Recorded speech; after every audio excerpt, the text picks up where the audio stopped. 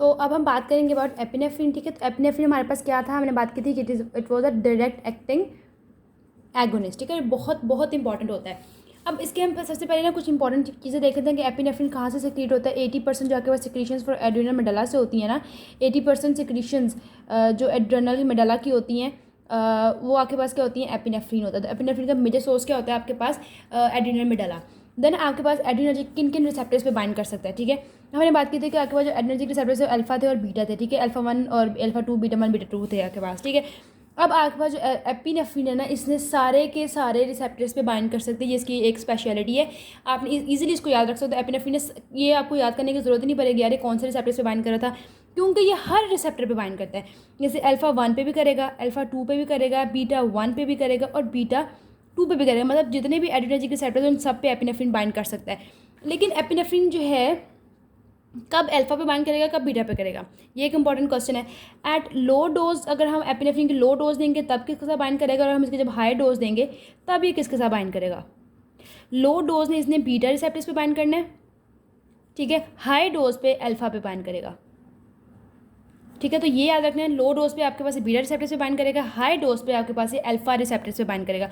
तो इसकी कुछ प्रॉपर्टीज हैं। अब हमने बात करनी है अबाउट इट्स एक्शंस। एपिनेफ्रिन के बॉडी में क्या क्या एक्शंस हैं। तो इसने चार हमारे जो है ना सिस्टम्स पे एक्ट करेगा। एक तो कार्डियोवास्कुलर सिस्टम, ठीक है, उसके थोड़े से बताते हैं। फिर आपके पास रेस्पिरेटरी सिस्टम, ये हो गया।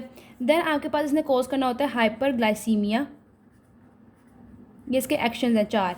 देन इसने आपके पास बॉडी में क्या करवानी होती है, लाइपोलिसिस करवानी है, ठीक है। अब इस सीवीएस पे कैसे एक्ट कर रहा है। अब देखो, अगर आपको मेरी एड्रेनर्जिक रिसेप्टर्स वाली आपने वीडियो देखी तो हमने बात की थी कि आपके पास जो बीटा 1 होते हैं कहाँ होते हैं, हार्ट और किडनी में होते हैं। तो जब आपके पास बीटा 1 पे एक्ट करेगा तो आपके पास ये क्या करेगा, हार्ट रेट इंक्रीज़ कर देगा, ठीक है। तो बेसिकली आपको सीवीएस में याद रखने की क्या ज़रूरत है, इसके हार्ट पे 2 किस्म के फंक्शन हैं, एक आयोनोट्रोपिक होते हैं, एक होते हैं आपके पास क्रोनोट्रोप।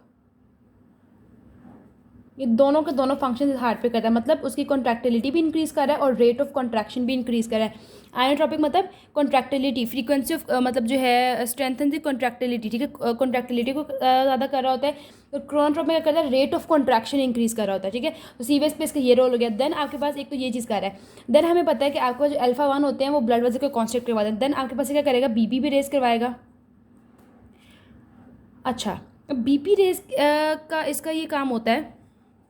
इसमें हम बात करेंगे, इसने आर्टेरियोल्स को कंस्ट्रिक्ट करना है, बीपी तो ज़ाहिर इंक्रीज़ करवाएगा, लेकिन इसने आर्टेरियोल्स को कंस्ट्रिक्ट करवाना है। कौन सी आर्टेरियोल्स, जो कि आपके पास स्किन की हैं, जो आपके पास म्यूकस मेम्ब्रेन की हैं, और जो आपके पास जो है ना स्किन हो गई, म्यूकस मेम्ब्रेन हो गई, आपके पास जो विसराज होते हैं, इन पे आपके पास क्या होते हैं, अल्फा 1 होते हैं। जो अल्फा 1 के बारे में हमें पता है कि आपके पास वो कॉन्स्ट्रिक्शन करवाएंगे। लेकिन आपके पास जो वस्कुलर जो स्केलेटल मसल्स होते हैं, ठीक है, स्केलेटल मसल्स की जो वेजल्स होती हैं वहाँ पे जाके इसने क्या करवाना है, वेजो डायलेशन। क्यों, क्योंकि बीटा 2 भी एक्ट कर रही है। तो हमने बात कर ली सीवीएस में कि आपके पास हार्ट रेट इंक्रीज़ करवाएगी, कॉन्ट्रैक्टिलिटी इंक्रीज़ करवा रही है, रेट ऑफ कॉन्ट्रैक्शन करवा रही है, जो इनोट्रोपिक क्रोनोट्रोपिक इफेक्ट्स होते हैं, ठीक है। जब आपके पास कॉन्ट्रैक्टिलिटी वगैरह इंक्रीज़ करवा रही है तो इंडायरेक्टली आपके पास, इंडायरेक्टली तो नहीं, डायरेक्टली आपके पास क्या करेगी, कार्डिक आउटपुट भी इंक्रीज़ करवा देगी, ठीक है। जब कार्डिक आउटपुट इंक्रीज़ हो रहा है, माइकार्डियम की कॉन्ट्रैक्टिलिटी बढ़ रही है, तो ऑक्सीजन डिमांड भी इंक्रीज़ करवा देगी, ठीक है। ऑक्सीजन डिमांड भी इंक्रीज़ हो जाएगी इस तरह की। देन हमने बात की कि आपके पास अल्फा रिसेप्टर्स पैक करता है, इस वजह से आर्टेरियोल्स और the skin of the mucus membrane the vessels को क्या कहता है, कॉन्ट्रैक्ट करवा देता है, बट आपके कॉन्स्ट्रिक्ट करवाता है। लेकिन जो वस्कुलर स्मूथ मसल्स है, जो आपके पास कहाँ थे, स्केलेटल मसल्स की वजह से उनको उन पे बीटा 2 रिसेप्टर्स होते हैं, वहाँ पे क्या करवा देगा, वेजो डायलेशन करवा देगा। फिर इंपॉर्टेंट पॉइंट है ये देखो, अब आपके पास जो इसने है ना सिस्टोलिक प्रेशर इंक्रीज़ करवा देना है, डायस्टोलिक प्रेशर को इतना इंक्रीज़ नहीं करवाता, डायस्टोलिक प्रेशर डिक्रीज़ हो जाता है, क्योंकि इनको सिस्टोलिक प्रेशर में क्या, लेकिन डायस्टोलिक देखो आपके जो वेसल्स हैं आपके पास स्केलेटल वगैरह, वहाँ पे तो वैसे डायलेशन हो रही है, तो डायस्टोलिक में क्या होगा, प्रेशर कम होगा, बट सिस्टोलिक प्रेशर जो है ना वो इसका ये बढ़ा देता है। तो इसका ये क्यूमुलेटिव इफेक्ट ये होगा। देन आपके पास उनके ये आपके पास सारे विसराज जो हैं उनकी जो है वो वेजल्स की कंस्ट्रक्शन करवा रहा है, ठीक है। तो आपके पास होगा रीनल ब्लड फ्लो कम करवा देगा, ये रीनल ब्लड फ्लो भी कम करवा रहा है, ठीक है। तो ये बात होगी हमारे पास। उसके अलावा जब इसने आपके पास किडनी पे एक्ट करना है, चलो वो मैं पे बता देती हूँ। किडनी पे एक्ट करेगा, हमें पता है कि किडनी पे भी बीटा 1 रिसेप्टर्स होते हैं। जब किडनी पे एक्ट करेगा तो रेनिन रिलीज़ करवाएगा, रेनिन से एंजियोटेंसिन 1 एंजियोटेंसिन 2 वगैरह सब कुछ बन जाएगा। उससे भी आपके पास क्या हो जाएगा, वेजो कॉन्स्ट्रिक्शन करवा देगा आपके पास ये, ठीक है। एक तो अल्फा 1 पे आकर के वेजो कंस्ट्रक्शन हो रही है, देन आपके पास रेनिन को रिलीज़ करवा के वेजो कंस्ट्रक्शन करवा रहा है आपके पास। ठीक है, तो ये इसका हो गया कि सिस्टोलिक प्रेशर इंक्रीज़ करवा रहा है, डायस्टोलिक आपके पास प्रेशर कम करवा रहा होता है। डायस्टोलिक प्रेशर क्यों कम हो रहा है? Because of the beta 2 receptor mediated vasodilation. ये बात होगी हमारे पास। अब रेस्पिरेटरी, हमें पता है रेस्पिरेटरी ब्रोंक्योज उस पर कौन सा रिसेप्टर होता है? बीटा 2 रिसेप्टर्स होते हैं। तो आपके पास जब बीटा 2 रिसेप्टर्स पे एक्ट करेगा तो क्या करवा देगा? Bronchodilation. ये बात हो गई, ब्रोंको डायलेशन करवा दी। देन आपके पास जो मास्ट सेल्स होते हैं ना, जैसे वो क्या रिलीज़ करते हैं? हिस्टामीन्स। और अदर आपके पास जो एलर्जेंस होते हैं ना, एलर्जी मीडिएटर्स को जो सिक्रीट करते हैं, ये मास्ट सेल्स को भी इनहिबिट कर देता है, ताकि ये आपके पास जो हिस्टामीन्स और अदर जो एलर्जेंस होते हैं वो प्रोड्यूस ना हो। Then hyperglycaemia. अब हमें पता है लिवर में कौन से जो हैं वो रिसेप्टर्स पड़े हुए हैं। लिवर में आपके पास बीटा 2 रिसेप्टर्स होते हैं। जब आपके पास एपिनेफ्रिन बीटा 2 रिसेप्टर्स पे बाइंड करती है तो हमने अपने रिसेप्टर्स वाले वीडियो में देखा था कि क्या करवा देगा? ग्लाइकोजेनोलाइसिस करवा देगा। जब ग्लाइकोजेनोलाइसिस होगा तो ऑब्वियस है कि ग्लूकोज का लेवल क्या करेगा? राइज करेगा। ग्लूकोज का लेवल राइज करके तो क्या हो गया? हाइपरग्लाइसीमिया होगा। जब ग्लूकोज का लेवल बढ़ता है तो हमें पता है ग्लूकागोन की सिक्रेशन भी बढ़ती है। अब ग्लूकागोन पे भी आपके पास बीटा 2 इफेक्ट ही है इसका।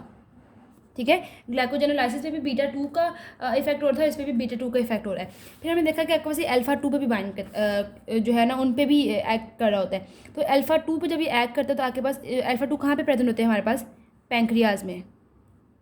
और अल्फा 2 भी पर्टिकुलरली कौन से? Alpha 2C। अब पैंक्रियाज में क्या होगा? इंसुलिन की सिक्रेशन कम हो जाएगी। ठीक है, एक तो इसने ग्लाइकोजेनोलाइसिस करवा के ग्लूकागोन का इफेक्ट बढ़ा दिया, देन इंसुलिन को डिक्रीज करवा दिया।